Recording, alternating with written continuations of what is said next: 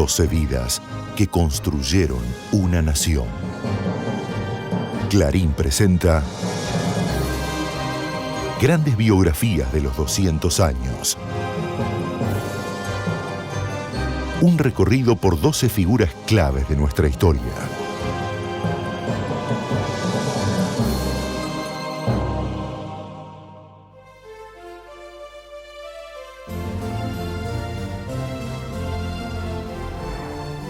El 1 de mayo de 1853 fue sancionada la Constitución Nacional, cuyo espíritu nos rige hasta hoy.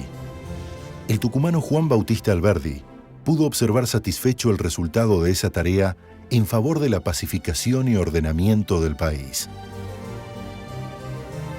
Alberdi fue uno de los personajes más influyentes en la organización de la Argentina. Culto, talentoso y polémico, se constituyó en una figura central para hacer del país una nación moderna. Alberdi fue un pensador, un estadista, preocupado por forjar y organizar un país basado en la libertad. Un ideólogo de la Constitución argentina y un gran analista de la sociedad argentina. Es esa frase que dice: el pueblo solo es soberano de lo justo.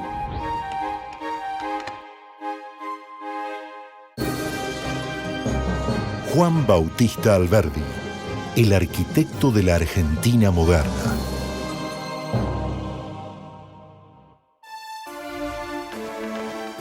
Juan Bautista Alberdi nació en Tucumán el 29 de agosto de 1810, cuando la nueva nación daba sus primeros pasos hacia la emancipación.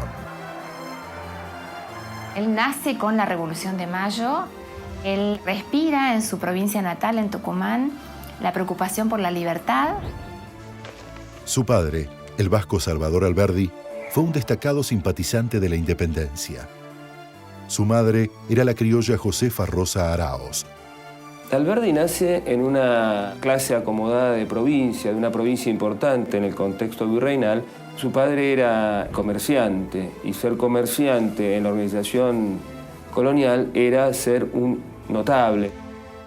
Es miembro del cabildo local cuando llega la noticia del primer gobierno patrio. Y en 1816, en la época del Congreso de Tucumán, le pide al Congreso que lo consideren como miembro de la nueva nación, y el Congreso le concede el privilegio de considerarlo argentino, pese a ser español. La madre de Juan Bautista Alberdi murió poco después del parto, y en 1822 falleció también su padre.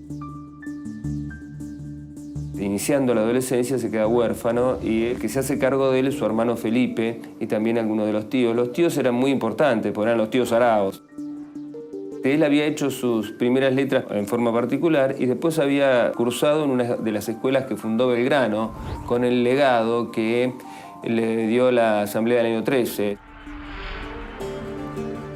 En 1824, el gobernador de Buenos Aires, que era Martín Rodríguez, decide poner a disposición de las provincias 6 becas para costearle los estudios a estudiantes de las provincias. La familia Araos tenía una importancia bastante notoria y entonces lo proponen a Juan Bautista Alberdi. Alberdi desde muy joven se destacó, es uno de los jóvenes de las provincias del interior que habían venido a estudiar a Buenos Aires en la década del 20. Viaja en una carreta de bueyes, tarda 2 meses en llegar a Buenos Aires. Llega poco antes de cumplir 14 años. A fines de julio de 1824 ingresa al Colegio de Ciencias Morales. Y aquí en Buenos Aires se encuentra con esa atmósfera de libros y de ideas que empiezan a impregnar un poco la mente de Alberdi. Leía frecuentemente a los pensadores europeos, tenía en mente el aporte de Montesquieu, de Adam Smith, de los economistas franceses, de los fisiócratas. La dura vida en el internado llevó al joven Alberdi a abandonar sus estudios. Al principio el colegio tenía una disciplina muy férrea y a Alberdi lo que le gustaba era la música. Había estudiado piano y él llegó a convencer al hermano, que era su tutor, a Felipe, que le manda una carta al rector El rector lo va a ver al gobernador y le dice que como Alberdi en realidad tenía aversión por el estudio, lo mejor que podían hacer era sacarlo del colegio. El hermano lo acomoda en una tienda de un amigo, Juan Maldes, que era comerciante. La tienda estaba enfrente del colegio. Ahí Alberdi empieza a descubrir algo que va a ser decisivo en su vida, que es la pasión por la lectura. Y es un mundo que además lo va a acompañar para el resto de sus días. Ya de joven, él empieza a leer esos textos que después le van a servir de inspiración y de guía. Esta avidez por la lectura se la comenta a un condiscípulo que le dice, bueno, pero entonces ¿por qué no volvés al colegio? Y él habla con un tío de él, que se llama Alejandro Heredia, que en ese momento es diputado por Tucumán en el Congreso de 1826. Heredia hace las gestiones necesarias y ahí su vida en el colegio es un poco más aplicada que antes. Se formó en el Colegio de Ciencias Morales y luego en la Universidad de Buenos Aires, donde estudió Derecho.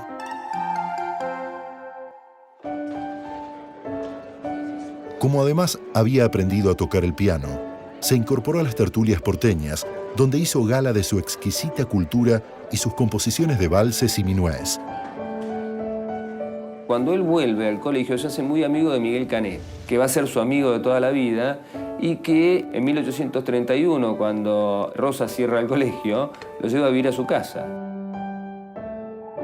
Y además, Alberdi tiene un periodo frívolo. Los primeros pasos de Alberdi en la vida pública estuvieron vinculados a principios de la década del 30, primero con una inserción en los salones, en las tertulias, sus primeras piezas que tienen que ver con la música. Empieza a cobrar forma en él y en otros jóvenes que después constituirían la generación del 37, Echeverría sería un poco su mentor en ese sentido, la idea de dar a conocer y de crear una identidad y una cultura nacional. Más allá del glamour de los salones, las turbulencias políticas que recorrían su patria iban a empujar al joven Alberdi a emprender una tarea crucial para el destino nacional, aunque no todavía.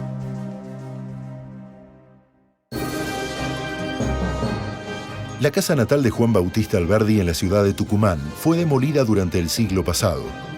Estaba situada en el número 22 de la actual calle 25 de Mayo. Aún se conserva la quinta Las Delicias, en la ciudad chilena de Valparaíso, en donde Alberdi escribió su obra cumbre, Las Bases.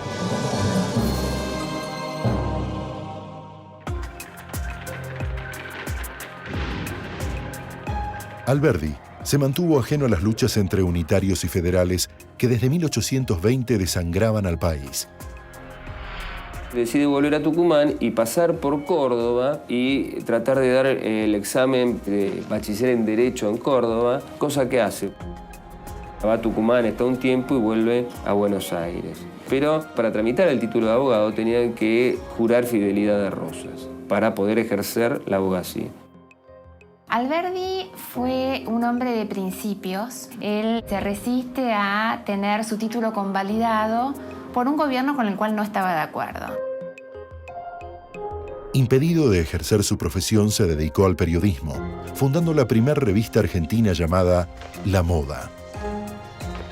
El modelo que él tiene es Mariano José de Larra, un periodista español muy importante, romántico, que escribía como un seudónimo que era Fígaro. Alberdi escribía como Figarillo, o sea que era explícita la afiliación ahí. Y lo que hacía era hacer una especie de crítica de costumbres. Comparado ese tema con cuestiones como la política de Estado o la guerra con el Paraguay, parecen cuestiones frívolas. Para un romántico, todo es relevante, todo es una expresión genuina de la sociedad. Entonces todo está relacionado, la forma en que uno mira la filosofía, mira la economía, mira la política y también la forma en que uno mira la moda. Desde el periodismo, Alberdi empezó a incursionar en la opinión política. Hacia 1836 escribe Fragmento preliminar al estudio del derecho. La introducción es muy importante porque él ahí avala y justifica su apoyo a Rosas.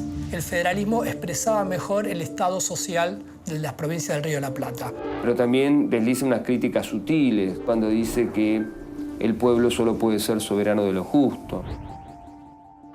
Se empiezan a definir políticamente contra Rosas a medida que la asfixia intelectual y social del gobierno de Rosas se hace más creciente. Y Rosas convierte a Buenos Aires en una especie de estado policial en donde no hay libertad. Junto a Juan María Gutiérrez y Esteban Echeverría, fundó en 1837 el Salón Literario, que pronto se convirtió en un espacio crítico al rosismo. El espíritu de Mayo que Alberdi siempre llevó consigo es el espíritu de un pueblo que lucha por su libertad. Es lo que de alguna manera podemos asociar con la tarea del Salón Literario, donde ellos empiezan a describir y analizar lo que estaba ocurriendo en ese momento en Buenos Aires y en todo el país a partir de la idea de la libertad. Posicionándose de un modo que no era aceptado ni por los federales en el poder y tampoco por los unitarios en el exilio. Ellos se presentan como quienes vienen a superar esa antigua antinomia. Rosas podía aceptar algunas cosas, esa no la iba a aceptar de ningún modo. El Salón Literario fue cerrado por orden del gobernador Juan Manuel de Rosas en 1838. Alberdi prefiere irse a Montevideo, pide el pasaporte, se lo dan y se va. Tira la divisa Pulsó en el trayecto por su propia voluntad, él es de los primeros en irse de los románticos. Miguel Cané, que ya se había ido, es amigo de Andrés Lamas, y Andrés Lamas es el secretario del general Rivera, y habían fundado un diario, El Nacional, entonces él va a colaborar con ellos y se instala definitivamente en Montevideo. El exilio en Montevideo le permitió conocer a Bartolomé Mitre. La relación con Mitre es una relación que presentó ciertas tensiones desde el principio. Alberdi, como tucumano, tenía muy en claro que para poder lograr un proyecto de nación consolidada había que lograr algún tipo de equilibrio político y económico entre las provincias y Buenos Aires. Esta visión chocó en ocasiones con la visión de Mitre, que era una visión más asentada, más anclada en la potencia de Buenos Aires. Para hostigar a la oposición en el actual Uruguay, Rosas decidió apoyar al presidente oriental Manuel Oribe, opuesto al presidente Fructuoso Rivera, amigo de los exiliados. En 1843, Oribe sitió con sus tropas la ciudad de Montevideo y para muchos la situación se volvió peligrosa. Como ven que ya no hay alternativa ni salida política, se van a ir de Montevideo y empieza el sitio grande. Y entonces deciden irse a Europa. Pero el gobierno uruguayo había prohibido la inmigración y por lo tanto tenían que hacerlo de una forma medio clandestina. Consiguen los pasajes y ellos se van a una fragata francesa, vestidos de marineros franceses, y se van a Europa. En 1843, en medio de su travesía por Europa, tuvo oportunidad de visitar al general José de San Martín. Tras el encuentro, se mostró fascinado por la modestia del libertador. Al ver el modo como se considera él mismo, se diría que este hombre no había hecho nada notable en el mundo, porque parece que él es el primero en creerlo así. Alberdi quedó admirado de los avances modernizadores y la organización de las naciones europeas. Lo que ven en Europa es un Estado moderno en construcción. Descubre los muy dispersos efectos de la revolución industrial que había comenzado un siglo antes. Y eso es lo que había que hacer en la Argentina. Era necesario importar el modelo de crecimiento europeo, importar capital, fomentar la inmigración. Trasplantar, traer gajos de civilización para implantar en la República Argentina. Lo que hay que hacer es construir una nación nueva. Para estar cerca de su patria, se instaló en Chile y se dedicó por completo al periodismo y a la abogacía. Extraña mucho el Río de la Plata. No quiere volver a enfrascarse en una guerra interminable contra Rosas, acompañado de extranjeros ineptos. En Chile compartió el exilio con Domingo Faustino Sarmiento. En Chile lo conoce a Sarmiento. Lo trata poco porque Alberdi estaba en Valparaíso, no estaba en Santiago. Se dedica a su profesión de abogado, se dedica también a la vida intelectual, escribe un poco en los diarios. En febrero de 1852, Rosas fue derrotado por el caudillo y gobernador entrerriano Justo José de Urquiza y sus aliados en la Batalla de Caseros. Terminaba un largo periodo y la mayoría de los exiliados emprendió el regreso.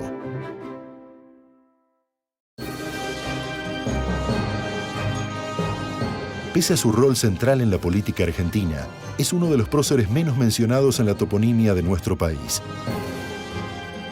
Apenas 15 localidades lo recuerdan, y en la mitad de las provincias no existen localidades con su nombre.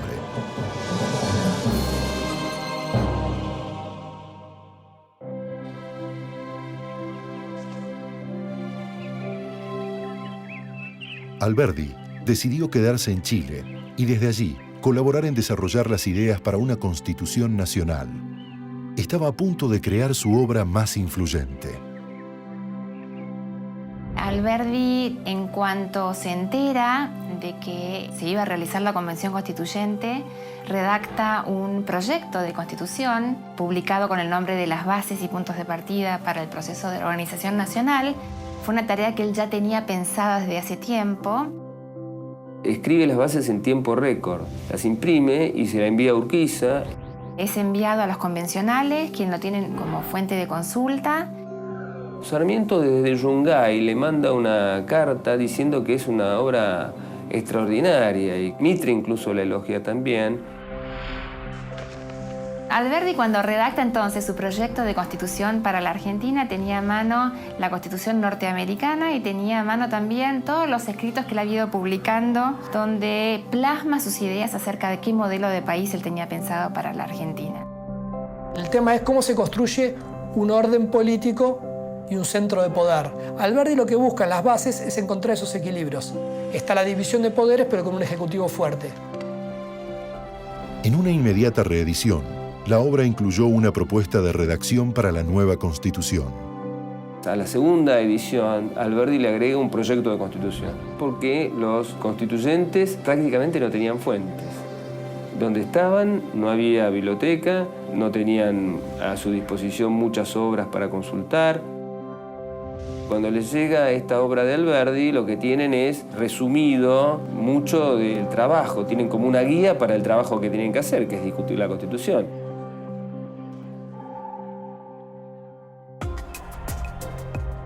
Como consecuencia de la disputa entre Buenos Aires y el interior, se enfrentó con Sarmiento. Sarmiento, después de haber participado en la campaña de Urquiza que derrota a Rosas, rompe con Urquiza, porque él encuentra que Urquiza sería una versión nueva de Rosas, un caudillo más. Y se exilia en Chile y empieza una prédica muy fuerte contra Urquiza. Sarmiento se pone decididamente a favor del Estado de Buenos Aires contra Urquiza y Alberdi lo considera un traidor porque es un provinciano que se pone a las órdenes de los intereses del Estado de Buenos Aires. Pero la prédica de Alberdi no fue en vano. En mayo de 1853, la Convención dio a conocer la nueva Constitución, inspirada en parte en la redacción propuesta por él y que Urquiza había hecho imprimir y difundir. Toma ese modelo republicano de organización del poder, basado en la separación de las funciones del poder, basado en las garantías de ciertos derechos básicos, pero él lo que hace es, de alguna manera, adaptarlo a la realidad nacional. Todos hablaban en términos de confederación. Lo que proponía Alberdi, tomando el modelo norteamericano, tenía que ver con la creación de un Estado federal. El modelo de país que tenía Alberdi en mente y que queda plasmado en la Constitución del 53 es un modelo de república asentada en la libertad económica y en las libertades políticas. Se debatió mucho en el Congreso Constituyente, había que dar una libertad de culto. Lo que se discutió mucho era si había que profesar la religión o no, y ahí es donde tiene importancia el tema de Alberdi. Obligar a profesar la religión era espantar la libertad de cultos, y espantar la libertad de cultos era espantar la inmigración. Pero el cristianismo, especialmente el catolicismo, era mayoritario, y por lo tanto se llegó a esta solución de libertad de cultos sin igualdad de cultos, exigiendo solamente que el presidente perteneciera a la comunión católica como reconocimiento al carácter mayoritario de este culto. Alberdi, que había ganado prestigio y respeto en la sociedad política, recibió del presidente Urquiza la misión de viajar a Europa en tareas diplomáticas. Juan María Gutiérrez, que era el ministro de Urquiza, propone a Alberdi como embajador en Europa. Y entonces lo mandan directamente desde Chile a Europa.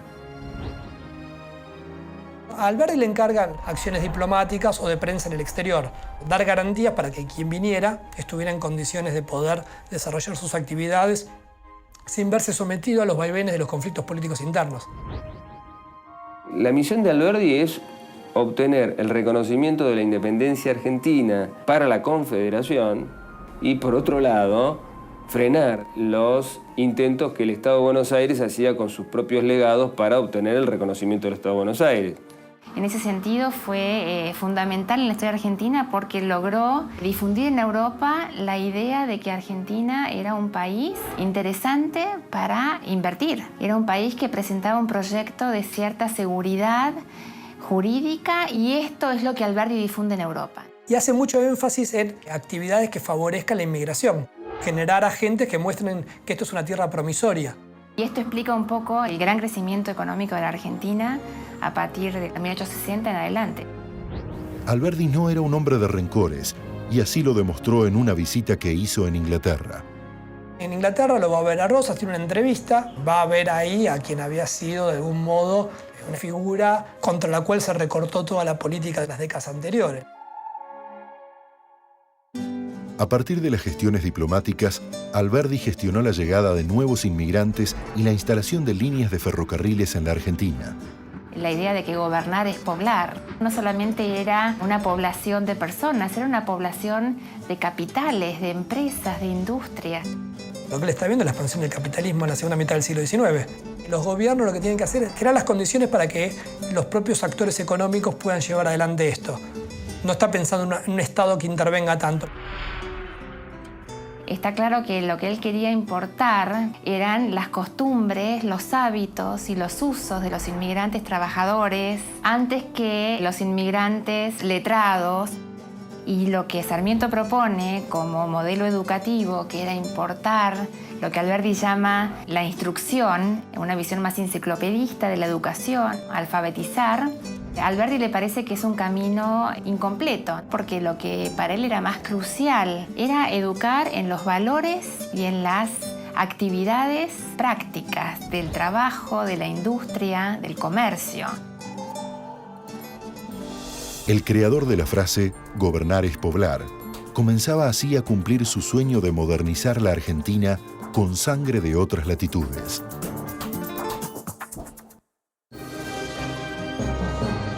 El cuerpo de Alberdi descansa en un nicho construido en la Casa de Gobierno de Tucumán.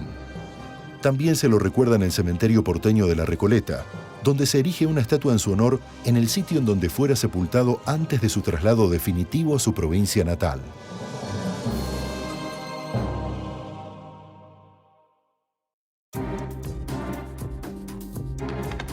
En 1861, el general Urquiza se retiró derrotado por las fuerzas bonaerenses en la batalla de Pavón. Como resultado de ello, el país se reunificó y Bartolomé Mitre asumió la presidencia. El resultado de la batalla de Pavón es un resultado incierto. Los dos bandos se retiran al mismo tiempo del campo de batalla porque los dos creen que la batalla ya no da para más y a Mitre le avisan que Urquiza se retira, entonces él vuelve y queda como vencedor. Lo que se produce es el definitivo derrumbamiento del Estado federal y la imposición de un sector de la dirigencia porteña con aliados del interior. Y eso no va a ser bueno para la construcción de la República. Su tarea termina. A los pocos días de la batalla de Pavón, Mitre vuelve a ser el gobernador de la provincia de Buenos Aires, encargado de las relaciones exteriores de la Confederación, como había sido Rosas y como había sido Urquiza en su momento. Así se encontró en Europa, despojado de su cargo y sin dinero, cuando el nuevo gobierno desconoció su labor diplomática ya realizada. Hacía tiempo que no cobraba los sueldos y eso no le había impedido cumplir con su deber. La fortuna que había hecho en Chile, Alberdi se la estaba gastando como representante argentino en Europa. El 1 de mayo de 1865, en respuesta al ataque e invasión a la provincia de Corrientes, el gobierno argentino le declaró la guerra a Paraguay en una alianza con brasileños y uruguayos. Comenzaba la devastadora Guerra de la Triple Alianza. La guerra del Paraguay le parece algo monstruoso. Lo que él confía es en el desarrollo del mercado, no en la imposición bélica. Dice que no hay ningún motivo para hacerla y que eso va a terminar destruyendo al Paraguay, al Uruguay y sosteniendo los intereses de Buenos Aires por sobre los intereses del interior de la República. Y que además va a ser una matanza inútil. Jamás el mitrismo le va a perdonar eso y jamás se lo perdonó. En 1872, Alberdi escribió El crimen de la guerra, donde ratifica su postura antibélica. Esto lo demoró en el exilio hasta 1879, año en que regresa a la Argentina. Hacía 41 años que había abandonado Buenos Aires. Alberdi vuelve y lo eligen diputado por Tucumán. Se saluda formalmente con Mitre, pero se reconcilia con Sarmiento. Poco tiempo después, a instancias del también tucumano Julio Argentino Roca, que había asumido como presidente, Alberdi partió nuevamente a Europa con una misión diplomática. Para ser embajador necesitaban acuerdo del Senado. El Senado estaba dominado por el mitrismo y le niegan el acuerdo a Alberdi. Por lo tanto, Alberdi decide volver a Europa.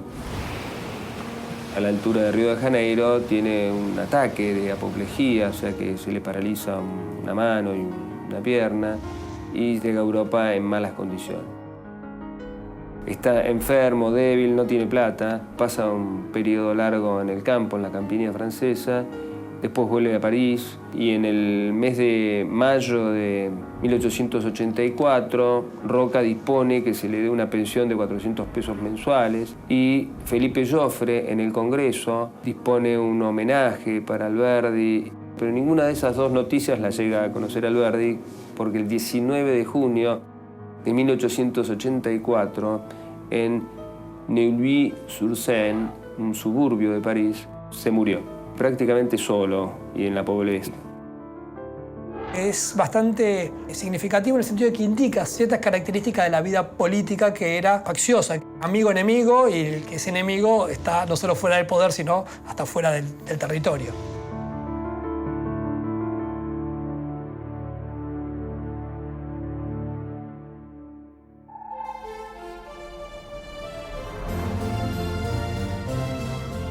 El 19 de junio murió en un sanatorio de las afueras de París. Su convencida personalidad liberal y republicana tal vez esté claramente definida por él mismo en este comentario, tras su visita al emperador Napoleón III, en la que debió vestir de acuerdo con el protocolo. Me he puesto uniforme por primera vez y me he creído humillado más bien que enaltecido. Hallo más respetable el vestido simple y austero de la República.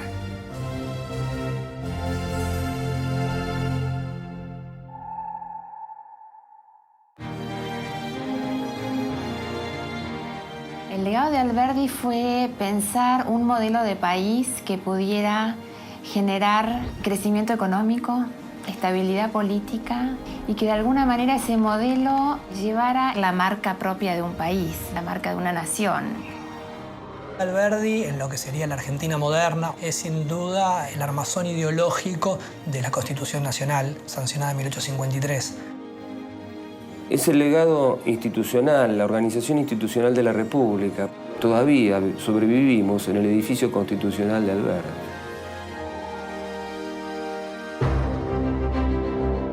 Su cuerpo fue repatriado 5 años después a una Argentina que para ese momento ya recibía a millones de inmigrantes y construía miles de kilómetros de ferrocarriles, tal como él había soñado.